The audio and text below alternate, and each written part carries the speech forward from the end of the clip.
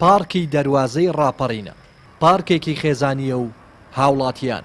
بۆ پشوو بەسەربردنی کاتێکی خۆش بەتایبەت لە شەواندا ڕووی تێدەکەن، بەڵام کەمی و نەبوونی ڕووناکەرەوەی پێویست و شکان و لە کارکەوتنی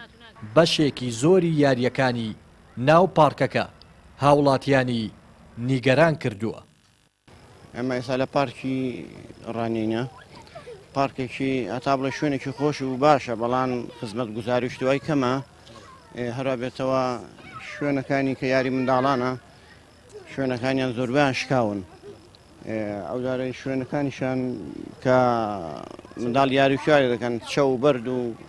شوێنی نەشیاوە بڵێ لە ڕووی ڕووناکیشە لا ڕووناکی تێدا نییە، لانەیە تێدا بەڵی ئیشە ناکەن، ئەو ڕووناکیانێک کە هەنا ئیسەر جادەکانن زۆربەی زۆریان شکاون کە بچێوێ دەیبینی هەمومان لاق و دەست و شتمان دەڕوشێ داواکارم بۆمان تاکەن ئەوە لەوێ یاریمان دەکرد نەمان دەتوانی بینەوە ئێرە لەبەرەوەی کۆمەڵێک سەگ لێرە شەڕیان دەکرد. وڵای خلیسکێنە هەموو شتەکان شکان ئەندر حاکان وڵای ئەلێ بەسڕە دەمان کرد نەمان دەزانین چ بکەین هەموو شکان. بەرپرسی بەشی باخچەکانی شارەوانی ڕانیش نایشارێتەوە کە ئەو کەم و کوڕیانە لە پارکەکەدا هەیە، هۆکارەکەشی بۆ کەمی بودجەی بەردەست و قەیرانی دارایی دەگەڕێنێتەوە و دەژڵێت لە پلانیاندا هەیە نۆژەنکردنەوەی بۆ بکەن. بەهۆی ئەو قەیرانە دارایی کە لە چەند ساڵی ڕابردوودا دروست بۆتە هۆی ڕاوەستانی زۆربەی پرۆژەکان لە شانداکردی سەوزایی شارەکەمان کاریگەری خۆی هەبوو لە سەریان لەو بودجێ 2 ملیۆن بۆ بەشی باخچەکانی ئێمە سەرف دەکرێت 50 باخچە و 17 ناوەندە شۆستە و بە ناوی شیوە پارکی دەواازە و باخی گشتیشمان هەیە کە ڕوبەریان زۆرە و ئەو پارەیە کەمە ناتوانین ئێمە ئیدامی هەر هەموو ئەوەی پێ بدەین، هەموو کات هەوڵداینە بتوانین بە باشترین شێوە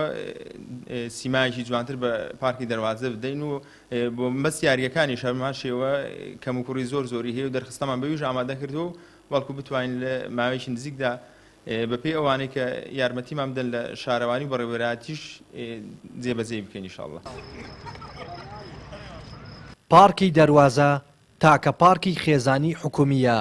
لە سنوورەکەدا کە لە زۆربەی دێهات و شارۆچکەکانی دیکەشەوە بەتایبەت لە شەواندا بۆ پشوو بەسەربردنی کاتێکی خۆش هاوڵاتیان و خێزانەکان ڕووی تێدەکەن، بەڵام بوونی کۆمەڵێک کەم و کوڕی و بوونی سەگی بەڕەڵە لە ناو پارکەکە و ماتۆرسکیل لە شەواندا هاوڵاتیانی نیگەران کردووە. ڕێناس ئەرسەلان، کەناڵی پەیام ڕانیە.